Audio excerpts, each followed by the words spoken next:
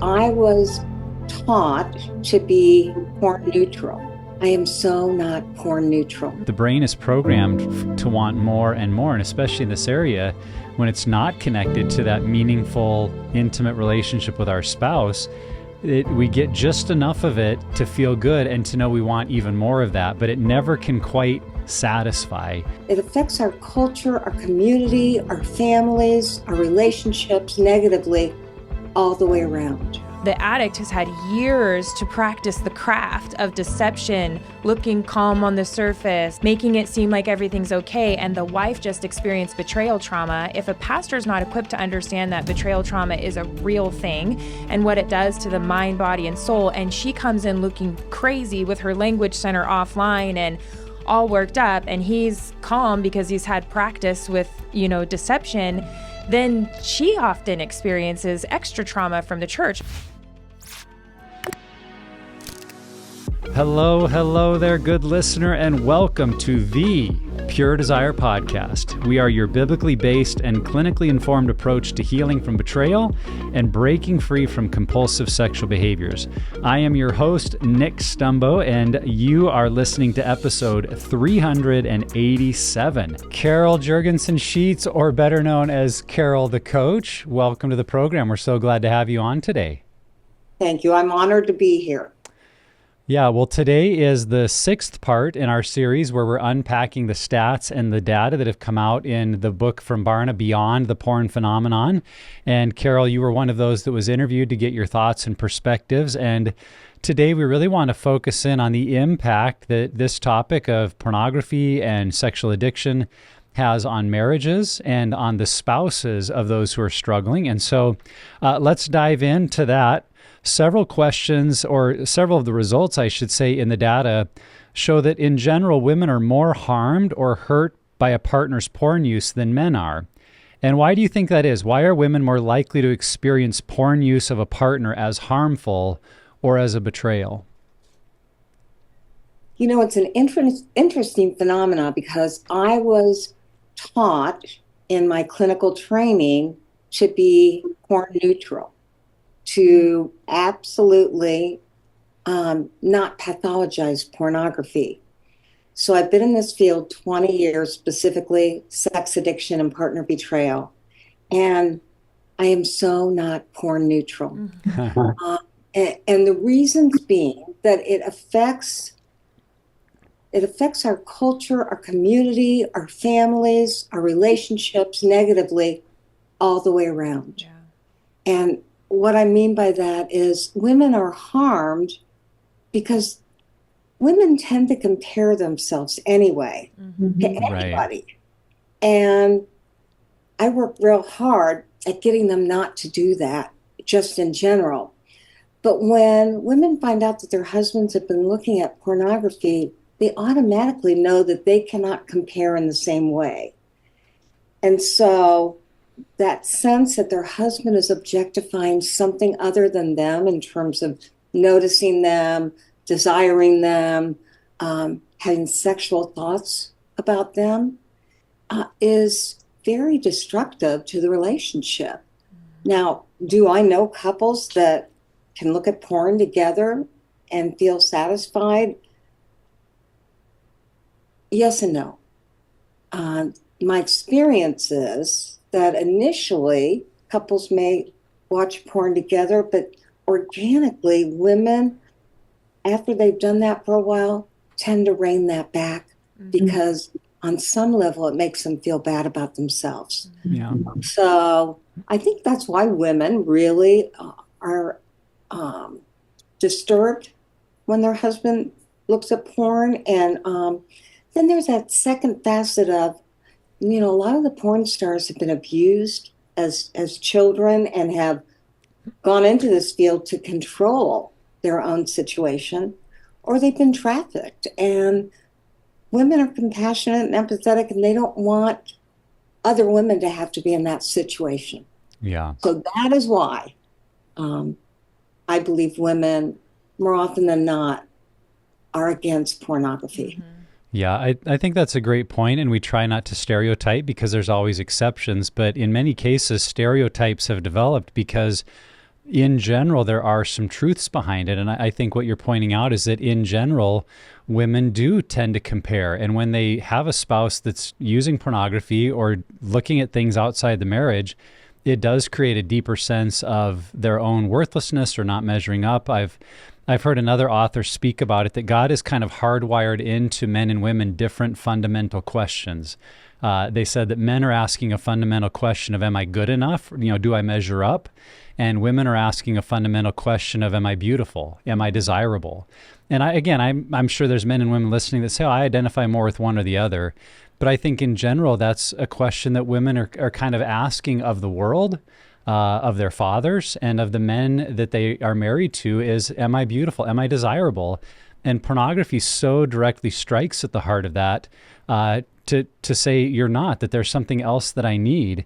And whether the offending spouse intends that or not, it doesn't matter. Intent really doesn't matter. It's the way it makes them feel. And I think another part of it too is that pornography in general does objectify women. It portrays women as weak or vulnerable or abused, and portrays men as strong or masculine and the perpetrator of what's happening. And so that makes me wonder too, if when men perceive their wife watches pornography, they're not engaged at the same level of hurt, even just because of how pornography portrays men versus how pornography portrays women. So again, not to say that's always the case or universally true, but I think there are some factors there that pornography treats men and women very differently, and then maybe has a deeper impact on how women perceive their partner's use. Mm-hmm. Yeah, and it's interesting because when I was thinking about my discovery with my husband's porn use and even prostitution, I've spoke with many women whose husbands have seen visited prostitutes or looked at pornography, and it's the idea of that seems so transactional. I can't even wrap my brain around it, and it makes me think, just between personally my husband and I'm so interconnected, and women can be so relational, and everything is interconnected, where my husband, it's like, this is transactional. It doesn't have anything to do with you, which really offended me in the beginning. I'm like, what do you mean it has nothing to do with me? And I know we unpacked all of that, and I know what that means now, but it really was this difference of being able to compartmentalize so much more than a woman can. And not to say that's every instant, or even that women don't look at porn, which then causes sometimes more shame. But that in general, women are very emotional and relational, and everything is connected, where men can be a little bit more transactional, and like, I'm in this box right now doing this thing, and it's not connected to this other thing. Yeah, good observation. Another stat in the New Barna Report is 84% say they have no one in their life helping them avoid pornography. Many women might feel like it's their role or job to help a husband stop or avoid looking at porn. Is this a wise or successful strategy? Yeah, and I want to say both and neither. Huh. The truth is that women have been socialized to believe that they can monitor and control their husband's porn use. And if their husband wants to look at porn, he will do that. Mhm. Now, I tend to work with motivated men who realize that pornography is a gateway to other things, and so they want to protect their brain, and they want an action plan to stop looking at porn. They realize that it is objectification. They realize that it has harmed their wives. And they also recognize how the wife jumps in and wants to help. And she's in pain because of what's been done. So I say neither, because it's really up to whoever is using the porn to stop. Yeah. And to have a good action plan for that, because again, I do believe it is a gateway drug. But I come from a place where I say, when couples have this issue and they're recognizing it and they want to change, that it's okay to be a team. Yeah. Yeah. And the wife can be kept abreast, if you will, of how he is doing, and also may have some observations that are helpful to her husband. For instance, I mean, men just sometimes forget things that make them susceptible. Like, you really shouldn't go in the bathroom with your phone. A woman will remind a man of that, and he'll go, oh, yeah, sorry, I wasn't thinking. So that can be helpful. But I say neither because I don't want the woman to feel that she is responsible for monitoring her husband, because then she becomes the parent or she becomes the warden. And we don't want them in that role either.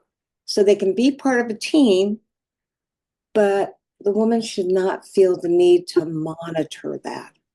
Now, truly, there are filtering systems out there that when I've had them on my podcast, they've said, we want the wife to get the report because it's so much more effective in controlling pornography. And I do agree with that. It is more effective if the wife's made aware of that. And if the wife wants to do that, that's fine. It's whatever that couple decides is best for both of their mental health. So that's why I answered that way. Yeah. I've told many men in group who will say, oh, my wife's my only accountability partner. She gets my reports. And I've said, be careful with that because you're turning her potentially into your mother or your police officer. And you don't want her to be in either of those roles. You want her to be your wife. And so it could be okay for her to receive the reports, but I think the direction it goes, kind of like you were saying, is really important. If it's the wife who feels like I have to look over his shoulder, I'm responsible to watch everything he does, that's a really heavy burden to carry. Versus if it's the spouse, the husband saying, this is my commitment to you because I'm committing to be transparent. I'm committing to have no secrets. I'm committing to allow you access to anything you want to see, any question you want to ask. And doing it in that desire, I want to create a relationship where you feel safe and feel like you can know at any time what I'm doing or viewing because I know that will help rebuild trust. So if the husband is offering that and making that a part of his commitment, that's a very different kind of role reversal where it's being rooted in his decisions and commitments, not making it her job. So I think you're spot on that it really has to come from that heart of the spouse who's struggling to say, these are commitments I'm making. And then if the wife is comfortable with it, being a part of that team with him can be appropriate. But I'd also say to women listening, if up front some of that is too triggering, it's too much, and you don't want to know that, but you still need to have ways that you're aware of his behavior, there are other options, and we could potentially get into those. Or I know both what you do as a coach and what we do as a ministry is to help betrayed spouses try to navigate some of that very difficult area of what should I know, what don't I want to know because it's too triggering, and that can be a bit of a minefield. Yeah, I was going to say a couple of things. One,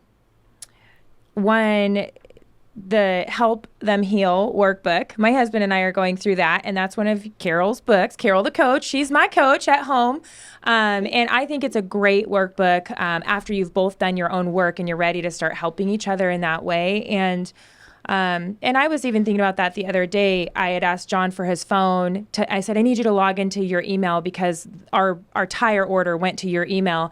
And he kind of said, well, why can't I just forward it to you? And I was like, oh, I just got triggered. And then I realized when I got into his email that he had ordered me a ring for my birthday next week. And that's probably what he didn't want me to see.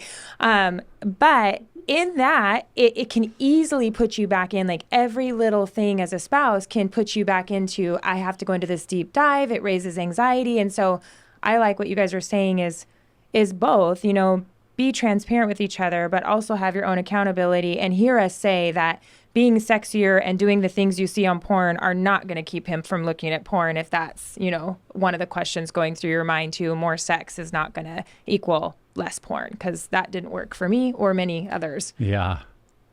Yeah, I'm so glad you made that point because you're right. They're so separate. And sometimes women find out that the porn that their husbands are looking at are not anything they would think would fit that arousal template. It might be Filipino women over 600 pounds, or it might be furries, or it might be, unfortunately, men. Yeah. So truly, it's not about how the woman looks that makes him want to go to porn. It's something he developed more than likely way before they ever met. And he has that addictive gene in his brain, that enzyme. And we're really studying that right now to try to find out what is it for that person that makes this addiction much more tethered to, I've got to go out there and see what else is new. Right. And I just want to say thank you for looking at the book. You know, I'm a big believer in early recovery couples work, and that's what IRCM is, and not necessarily doing a deep dive into couples therapy right off the bat, because as you said, Ashley, you have to be able to work on your own individual issues. Right. Now, the only other thing I would say, and this is deviating a bit from porn, but for women out there, you might want help and support so that you know what to do and you get validated and acknowledged. But you shouldn't be in recovery because you didn't do anything wrong. This is really about support for women and recovery for men. Yeah. Yeah. Yes. Well, that's a really great point, Carol, and a really good segue into the next question, because one of the data points that came out of the book, Beyond the Porn Phenomenon, is that only 9% of pastors would say their church has a group for men or women who are struggling with pornography. And so we would expect that the percentage of churches that have a group to support spouses is equally low. And I want to just ask the question, why is this so rare in churches to offer a support group for spouses? And what opportunity might a church be missing by not providing this kind of a support group? Well, you know, it's my experience from talking to thousands of people and finding out where they go to their meetings that there is a real stigma to have sexual addiction or problematic sexual behavior. And so churches don't necessarily want the stigma of having those kind of people in their congregation. But we all know those kind of people are our fathers, our brothers, our uncles, our cousins, our sons. Yeah. And really the church should be the number one lifeline for our couples and our families to provide support. I think that's going to change. I'm certainly seeing that it is, but it has to do with stigma, and it also has to do with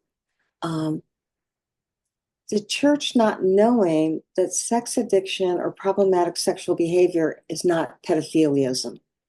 Mm-hmm. And, you know, they want to protect their young and make sure that there's no intermixing. And again, what we know is there is a classification of sex addiction that has to do with extortion, and it has to do with exploitation. But most sex addicts are not pedophiles. They would not harm a child, most. And so we really do want our churches and our religious leaders to know that this is a service that could be such a safe place within the church. And there are religious leader programs around through some very reputable organizations.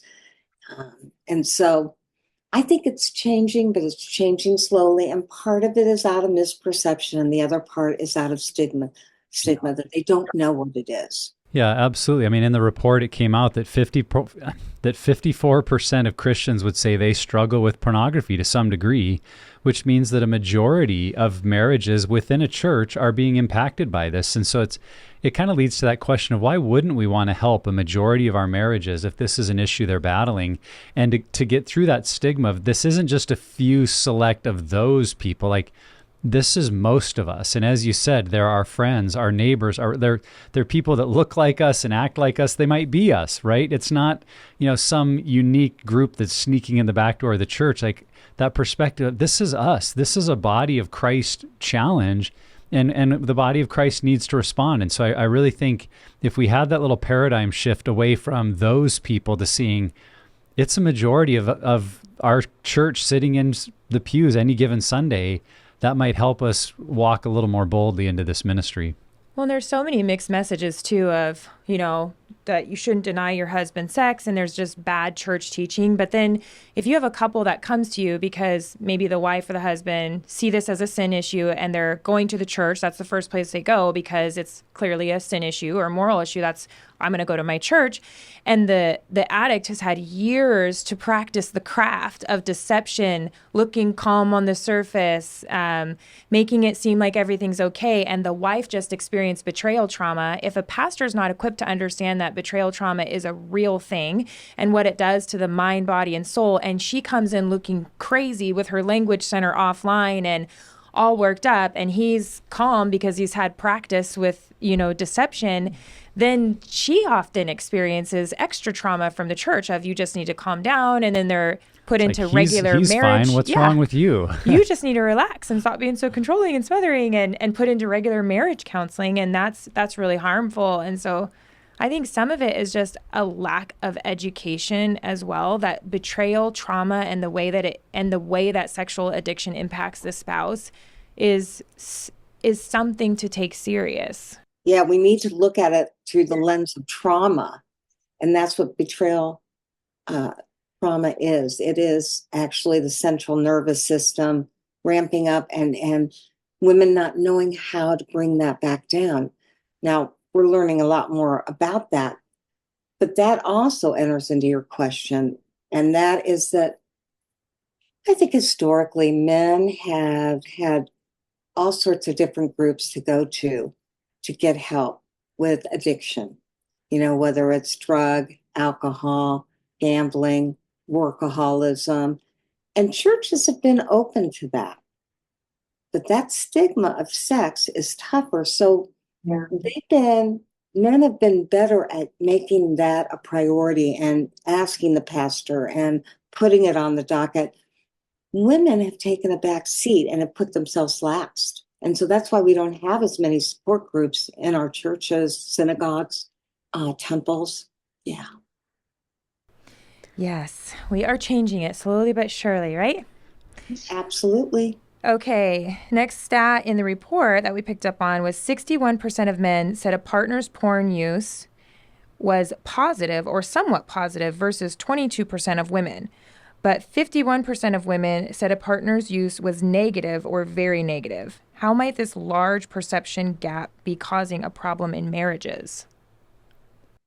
That was one I had to speculate on because, I certainly see it in my own practice, but my belief is that men have been socialized to be able to oogle women and to notice them and to knock each other and say, look at this coming down the street. They've just been allowed to do that. They've been encouraged to do that. And there is, if you will, kind of a boys club. And when they initially started looking at provocative pictures or pornography, magazines, VHSs, and the computer, there was a certain amount of shame that they felt, and they typically kept it secret. And then they rationalized that, and they minimized that, and they justified that. And they said, what she doesn't know, what the pastor doesn't know won't hurt them. This is just guys being guys. Mm-hmm. And so my belief is that men would love their wives to be a part of that because it would make them feel less shameful. They really don't want that division. And yet, historically, they haven't had the resources to not look at Playboys or other magazines. I'm thinking about men that are 50, 60, 70. Now, with computers, we know that kids, the average age used to be, when I got trained, it was 11. Now it's 8. Kids are seeing things they can't even comprehend. Yeah. And that's a whole nother issue. That's how I got into this field, was children. Women, if you will, in answer to your question, so men, it decreases their shame if their spouse will come along with them on the journey. But because women are more relational, I believe they have a better sense of conscience that this isn't really healthy for us. I don't know that it's right or wrong. I do. I think they think it's wrong, but it's not healthy. And that's why they begin to move away from looking at pornography with their husbands. Definitely, there's a lot of women that have tried that, and maybe they've tried it for a couple of years and not found it to be fruitful. There's no judgment here. I just believe that women have a better intuition of what's going to work for their marriage, their relationship. And that's why women are not as pro, hey, yeah, let's go up, look at porn, as men have been socialized to do. Yeah. Well, Carol, I think when you say you're speculating and yet you've worked in this area with couples for 20 years, you're allowed for a little bit of speculation based on your experience. And, that was kind of my take too in working with men and just hearing people's stories. I think very often when a man has had a wife using pornography, it is partly because of his encouragement to do so in order to bring, for him, more sex into the marriage. And maybe a wife who's trying to make something work or improve went along with that. And the end result was that guy got more sex. And he's like, hey, yeah, I think it was a positive thing. And really ignored the impact it was having on the marriage or his spouse long-term. Versus I think more often than not, when a woman has had her husband using pornography, he's typically using it for the same reasons, for himself, for his own pleasure. And so in the case of, and again, we're not trying to stereotype all marriages and all men and all women, but I think we've seen that pattern that men more often are using pornography either to manipulate something in the marriage or to get their needs met in the way that they want. And so of course women will perceive that as unhealthy. And that's not to say women don't do that as well, use it for their own pleasure. But I think there's just a greater percentage of women that said, I only used because I was trying to do something for him. And that leads to some skewed results between their experience of it in the marriage. I was wondering too, and I always use mine and John's experience. And then like you, Carol, I've been over the groups department for 9 years. And so just my own little research pool of ladies and men that, John, he sexually acts out as an avoidant behavior. It's an escape. I sexually acted out in pursuit to feel loved. I was anxious and ambivalent, so I pursued love and did sexual things in order to feel loved. And so it was like we were using it for two different things. And so then if I see him using sexual acting out, then I think, oh, that's what he wants, when really he's using it just as a way to numb out. They're different uses. And that took me a while to realize that he has no emotional attachment to what he was doing, where mine was an emotional void I was trying to fill through that behavior. And so it didn't make as much sense to me. Well, I know, and there are just so many, our young people are being socialized to experiment in all sorts of ways. And certainly there's a lot of porn parties on college campuses, co-ed porn parties, and they're doing it and it's the thing to do. And what I'm dealing with now are women in their 30s that said, oh yeah, I did that. I was curious. I was intrigued. I was turned on. But ultimately, when I thought about the fact that I wanted to have a good job, I wanted to find the right person, I wanted to have kids, I realized that I would not want my kids to know what I was doing. And that was a good guidance system for whether it was right or wrong for me. Yeah. Yeah. Yeah. Yeah, absolutely. Carol, this is a question I've really been looking forward to hearing your thoughts on. The question was asked, how did porn use create unrealistic expectations for you? 61% of women said yes. And I'm actually surprised the number's not higher, because I think by and large we say, yeah, porn is completely unrealistic, and the expectations it might place on a woman are just totally not real, and yet they're there. And so with that number, 61%, what I wanted to ask is, how do you see this showing up in marriages? That if a husband's using porn, what expectations does it put on the wife? And what would you recommend to a woman who is feeling or carrying that burden in a marriage? Well, unfortunately, a lot of couples don't get professional help, and so they don't receive good guidance. And there's a cloud of shame that hangs around and makes them feel bad about themselves. And so that reported number of 61%, I believe, is reflective of, okay, so it's over 50% where they feel bad. But the other part is it's a confusion of how am I supposed to feel?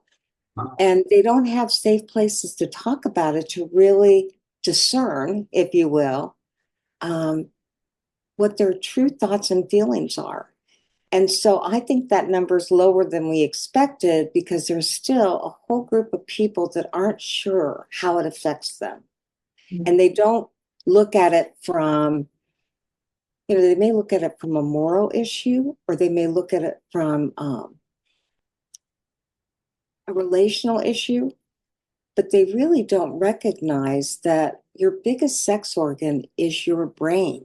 Mm-hmm. And that there are certainly men and women alike that when they begin that curiosity of pornography, it leads them to wonder what else is out there and what else is out there. And I don't know if your listening audience knows that computers were not made to have an encyclopedia in our own homes.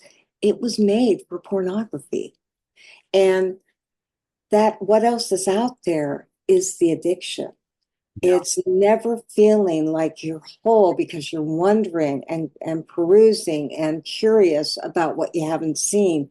And now that pornography is not just pornography, now it's men and women scrolling for, affair partners that are married and unmarried, scrolling for prostitutes or people that are looking for transactional sex with or without money. I mean, what we're seeing is that porn has become more and more and more sophisticated. Mm-hmm. And it's really encouraging people to step out of their marriage for the sake of either pleasure, boredom, medication. If I do this, I won't have to think about that. I mean, life's stressful, and we need healthy ways of dealing with our stress, not lusting at other people. Yeah, it definitely shapes the way we view our relationship. And as you were saying, the brain is programmed to want more and more, and especially in this area, when it's not connected to that meaningful, intimate relationship with our spouse, we get just enough of it to feel good and to know we want even more of that, but it never can quite satisfy. And that's the case in any addiction, that it's always creating the need for more, which then undermines the marriage. And I think we're seeing that where women feel like, well, why am I not enough? And when they're in that place, we have those women come to us and come to our groups. And I think part of it is finding a way, if it's not being addressed, to express honestly how they're feeling and make sure their spouse is aware that maybe something has been normalized because of a person's family of origin or the culture they came out of, where it's like, oh, that's just porn, or boys will be boys, or all people do it. And so they've kind of normalized it. But for a spouse to maybe call time out and say, this is really harmful to me. This is really making me feel like I have to compete with these images. This is making me feel like you're not actually into me. And that's undermining our relationship. And if that conversation, I mean, I know we probably assume like, oh, every man knows that or has heard that. Well, maybe they haven't. Maybe they are so, caught up in the fog of denial and delusion that they think it's all hunky-dory. And to have a spouse say, I'm not okay and I'm hurting and I can't exist in a marriage where this is the norm, that could be the little starting point of, oh, there's a problem here and we need to begin addressing it.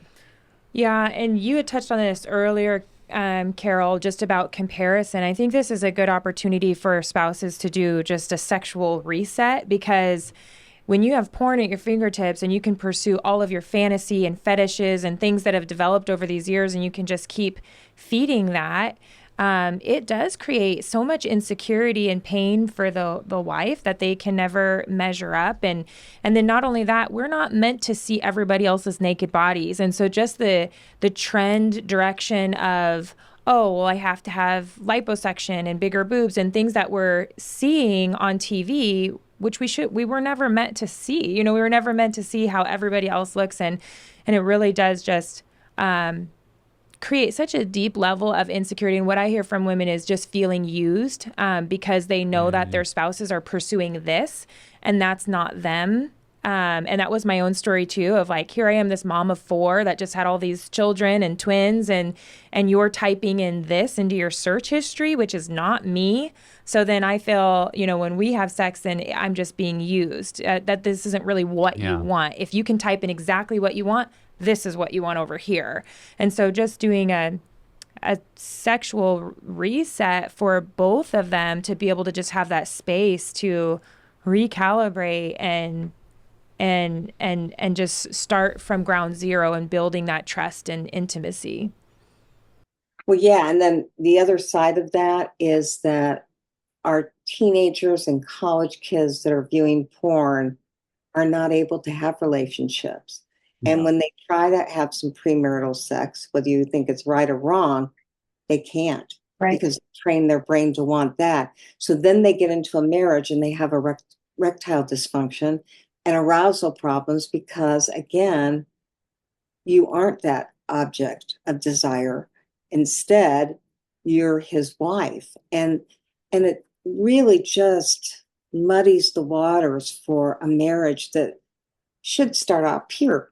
There should be that pure desire, right? Yep. Which could contribute, Carol, to our previous question of why we see some men thinking it's more of a benefit because the pressure really is on the male to perform. A woman could be there also having trouble being aroused, but it's not going to hinder their sexual act. You can just kind of keep going along with it and fake whatever you want to fake. And so bringing in porn to try to be triggered by whatever you've trained your brain to be aroused by so that you can perform. And that, it's a vicious cycle. Okay, well, let's move on to our next question, which is, the stat is 41% of women said porn was causing tension in their marriage versus just 25% of men. Again, what can a woman do if she's feeling this, and what does she need to say or do to address this tension with her spouse? I think she needs to find somebody who is actually trained in sex addiction, problematic sexual behavior, somebody who works with couples, somebody that will not shame or blame her.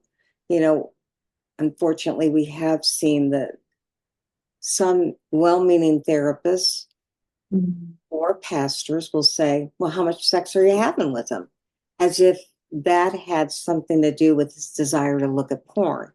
Yeah. It just doesn't. So it really takes a deep dive into organizations like yours, where you've got some people that you really recommend, that are good at what they do, that are non-judgmental, that will help rebuild the relationship and knows things about abstinence and that you might have to do a 30 or 90-day reset and knows how to help a man control his urges for dopamine. Yeah.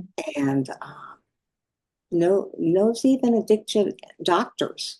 Some men have such an issue with this that they really do need an entire team approach. And I think that's what you're providing right now. That's why you did the research, right? I mean, this was brave and courageous research to do. Mm-hmm. Yeah, a big part of it is we want people to face this reality that we're not okay. And because it's such a private, personal matter, I think we just assume, and churches can be guilty of this, like, oh, I think everyone's kind of got it figured out. And you look at the data and it's like, no, we're not okay. There's a lot of problems. And, when I hear that 41% of women say this is causing tension, I imagine that often that tension is because the problem is ongoing and it's not changing, and they're not sure what to do. And, I would echo what you said, Carol, that we really encourage them to get in a support group, because even if your spouse is not yet ready to change or willing to, you need that support. And we have a number of women that come and join a group before their spouse does. Yeah. So it's not like, well, if he's not doing anything, I just have to sit and wait. It's like, no, you can find support. You can understand how to have your voice and where to set appropriate guardrails to express what are you not okay with. and to have some even consequences related to that of, hey, if you're viewing pornography, that's your choice, but I'm not willing to be physically intimate with you, and it will need to be at least this long for you to detox and deal with it before I'm ready to consider that in our relationship. And I heard someone say recently that a boundary without a consequence is just a suggestion. And I think a lot of spouses are stuck in that, are like, well, here's the things I want you to do or not do. And then when it's not followed, it's just like, well, please don't do that. Try harder. But nothing changes because there aren't any consequences. And I have just seen on the men's side, it's not always fun. But as men, we have needed a wife to say, if you do that, here are choices I'm going to need to make. And sometimes they're painful things of like sleeping in a different bedroom, or spouses that have even moved out for a time because like, I need space to feel safe and to rebuild trust. And often that is something that leads the marriage back together, because a husband starts to take his behavior seriously and realize like, oh, this isn't just something that, well, all guys do it, or it's not like you were saying about John. Well, it's not about you. It's over here in this compartmentalized place in my brain. Why are you so upset? When they see a spouse say, no, I can't put up with that, and here's steps I'm going to need to take, a little light bulb goes off and goes, wow, if I want to keep this marriage, I'm going to actually have to deal with my stuff. Yep. And that can be done in a way that is both gracious and truthful. It doesn't have to be vindictive or mean, even if you're really hurting. But if you've been able to lay out some of those things to address that tension, I really think as the spouse, it can empower you to feel like I'm not voiceless here. Yeah. I don't just have to, because I made a vow, put up with anything. Now, you might be really looking to honor your vow to stay married, but maybe within that vow, you do need to take some steps to create a little bit of tension, a little bit of space, a little bit of opportunity for you to work on the hurt and betrayal, and to really challenge them to work on change. So I just think when you're in that tension, you've got to get support so you know how to start taking some of those steps. Yeah, the Betrayal and Beyond groups, which Carol, the coach, we did go through your training before we modified that, and we found so many good nuggets from that training. But when I think about tension and where I used to live, what Betrayal and Beyond does, our groups, is helps cut through and clarify, because tension to me used to just feel like this fog or this cloud I had to live in. I couldn't put my finger on it. And so getting language, understanding exactly what your thoughts and your feelings and your needs and what's happening is so important. Identify when are you being gaslit? What is manipulation? Understand the addiction, understand what's happening to you, be able to verbalize. A good example of tension that I think somebody could see in their marriage that's not even related to, it doesn't seem related to sex, but it is. A couple of weeks ago, my husband was having two separate interactions with our 14-year-old daughter and our 13-year-old son, and I put the dots together after both interactions that his sexual shame, because they're reaching the age where he started to get really reprimanded by his parents at that age, was starting to interfere with some of his conversations. And so after my daughter had left the room one night, I had said, I think your narrative from your teenage days is really popping up here, and it's hindering you from being the dad I know that you are and inside. And that really was just a light bulb moment for him. But I could have gone over here and been like, got focused on this one interaction between a teenage daughter and her dad, when it really wasn't about that. It was about something much, much deeper, connected to his sexual shame, not even about the interaction they were having. And so just educating yourself as a spouse, so then you know how to make these day-to-day decisions, because you're not going to just fix it with one conversation. You need support. Well, and you talk about that tension. I mean, the tension may be like your husband felt when you helped him to realize that it was about his sexual shame. It's like the tension you were talking about when he said, well, why can't I just forward it to you? And you started to flip back and spiral into the old days, right, instead of staying present. And those kinds of tensions are ever present. Yes. And so I would say to our listening audience that truly pay attention to how you feel and make sure that both of you are talking, yes, communicating with each other, and then stay in the moment as much as possible while you figure out what are your needs. Mm-hmm. And I don't just mean the spouse's needs, but also his needs. You know, if you're reading the book, you know that I say to provide safety and stabilization requires that he does 85% of the work initially to provide safety. And yet what we know is eventually we want them to be an equal relationship again. Right. So it's so important for our couples to be able to talk with each other, to share their feelings, to even know what they are, and be open, honest, authentic, and vulnerable. Mm-hmm. And sometimes that takes a support group. Sometimes, I mean, the men that I work with and help her heal really support each other from the partner's perspective. They're like, dude, Yeah. I know she overreacted to that, but you were lying to her for 30 years. And they just kind of bring it back home. And we all know that when we hear it from several different resources, it means something to us. Your betrayal group is an amazing resource for women. And you've got, how many women are in those groups? Oh my goodness. Thousands. I mean, we have 100 online groups, betrayal and addict, and in churches, and it just continues to grow because, like you said, the shift is happening in churches slowly but surely. The word is getting out there that there's reliable resources to help. Yep. Just want to reiterate that something Carol just said. She said early on, the struggling or addicted spouse will be doing 85% of the work. Good note. So for all of you men who have said, how come I have to do all this work? And you start to turn the corner and say, what is she doing? It's like, no. Early on, it's going to feel that way. Like you're doing all the work and you should be. Yeah. And if you will do it faithfully and consistently and intentionally, you can get to a point where it becomes more equal labor. Yes. But early on, let's be frank, you've got some work to do and it is on your shoulders. And so if it feels like it's mostly up to you, Carol said it, 85%. Carol, I think one of the things you mentioned in the Beyond the Porn Phenomenon that I thought was so great and wanted you to unpack is that you suggest that church leadership, pastors, should get trained in the area of sexual addiction and betrayal trauma. And if we're honest, most pastors got 0 in Bible college or seminary. Mm-hmm. And so they might be wondering, like, why go to that work? So why is this area important for pastors and leaders to understand, even if they didn't get it in Bible college or in seminary?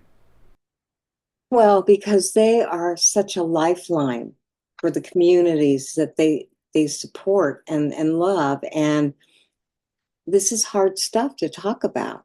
And so they need to get comfortable talking about it. And they need to hear the brain science behind it. And they need to find out how to be non-judgmental because more than likely they were brought up with a lot of sexual shame.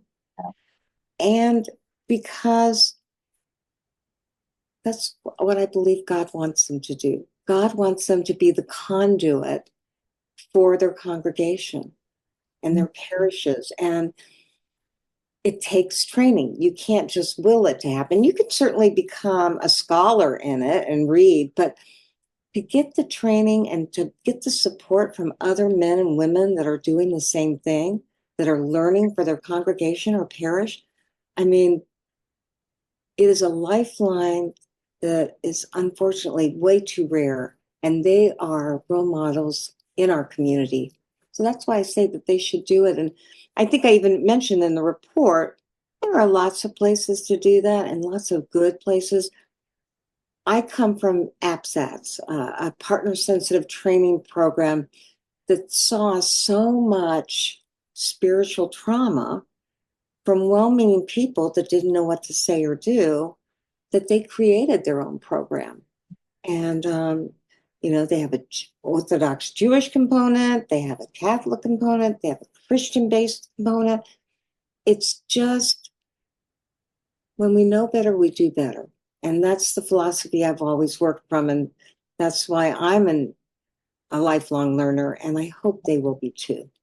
Yeah, we are big advocates of the APSATS program, the BTRL, the Betrayal Trauma for Religious Leaders. We had our whole staff go through it and be educated on how do we be understanding in betrayal trauma without feeling like we have to fix all the problems. And I would go back to the meaning of the word pastor. A pastor is a shepherd, and a shepherd leads sheep to a pasture where they can feed and graze and get what they need. And a pastor doesn't have to be the field. They don't have to be the grass. They don't have to raise the crops, but they can guide people to that place where health and healing can come. And so if they have some equipping and they're educated in the programs that are out there, if they understand some of the basics of what you teach and what Pure Desire utilizes and how AppSats trains people, then they become that guide to those green pastures and can help people navigate, the valley of the shadow of death, where it feels like there's no way out of this. But a pastor can say, let me guide you to a better place. And if you'll get in touch with some of these resources, I really believe God can bring healing into your marriage. And if we had pastors speaking that kind of language of hope and freedom and healing, like that could really revolutionize churches. Oh, well said. Absolutely. What do you think, Ashley? I think a lot of things right now.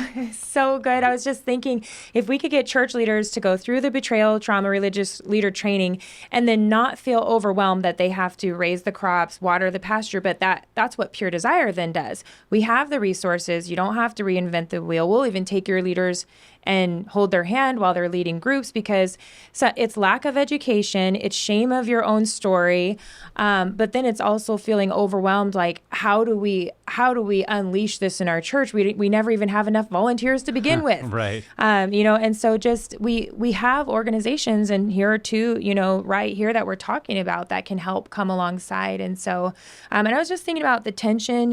This has all been men, women, marriage based, but I always am saying, pastors are the shepherds for the church, parents are the shepherds for their home, and it really goes hand in hand for me. Yeah. And so parents and pastors have to get educated. If you're listening to this and have shame around anything that has been brought up in your mind today, or sexual shame, that starting with that for yourself is going to be a great starting place. Yeah, I agree, as well as that adage I just said about when you know better, you do better. I think today can be the start of some brand new resources for people. And so if anybody is feeling any shame, sexual or parental, talk about it with people that care. Talk about it with Pure Desire. Talk about it with your groups, because we're not meant to operate alone. We're meant to be together. Yes, we are. Okay, here's the $1 million question. Okay. What's one piece of advice you would give to create change in this area as we wrap up today? I have been so honored to do this work. And like I said, it started with kids, and I was getting questions about how to keep kids away from pornography. And I grew it up based on the needs of the people around me. And so as I end for today, what I want them to know is that there are resources. Obviously, you're a great resource. They can contact me at any point, and I will get them to the right places. We have to work together, because like you said, the pastor can't be the field, and nor can you guys, nor can I. But on my website, I say, hey, I'm leaning into retirement. But what I do know is that I can help get you the right places and the right people, because we're all pioneers in this field. And so are our listeners. They're having to figure out how to deal with this. So don't give up. Don't give in to shame. Stay in the moment. Love your God. Know that God will lead you there. And but use the resources that God has given you. And if it feels wrong, it is wrong. We've got some resources out there that aren't healthy resources. So bless your hearts for letting me come and be with you today. And to all of our listeners, it's always a privilege to be on Pure Desire. I'm on two faculties with AppSats and ITAP, which are the CSATers. I just am so blessed to be so connected in so many different ways. Well, Carol, we are so thankful for you and the work you do. As we wrap up, I know you got girls' night, and we love that. We want to make sure you're Self-care. free to go. But tell our listeners where they can connect with you, Carol, the coach, if they want to hear more from you. Okay. Well, you can go to www.sexhelpwithcarolthecoach, and it'll morph right into help them heal. That is my niche. And I am working with people that have problematic sexual behavior and their spouses and infidelity in general. So you can go on my website. I have over 500 columns. I have probably 300 videos. And I have to tell you, I know everybody in this field. We'll get you where you need to be. Yeah. Whether you have money, whether you don't, whether you need support and there's nobody around. Even my books, I wrote specifically for the person so that you could get the help you needed based on the book. So that's what I would say. All right. Good. So Sex Help with Carol the Coach. We'll put that in the show notes. Make sure people can find you. We'd love to have them check out your resources. Carol, again, we're honored by your time and your insights. Thank you for being a part of the Beyond the Porn Phenomenon project. And thank you so much for joining us today. Yes. And to you, our listeners, if you're a fan of this content, please subscribe, share it with somebody else, write us a review. All of these are ways that other people can find out that there is hope, freedom, and healing available. And if you would like more information on Pure Desire groups, resources, or counseling, go and visit puredesire.org. Journey on, my friends. You are not alone.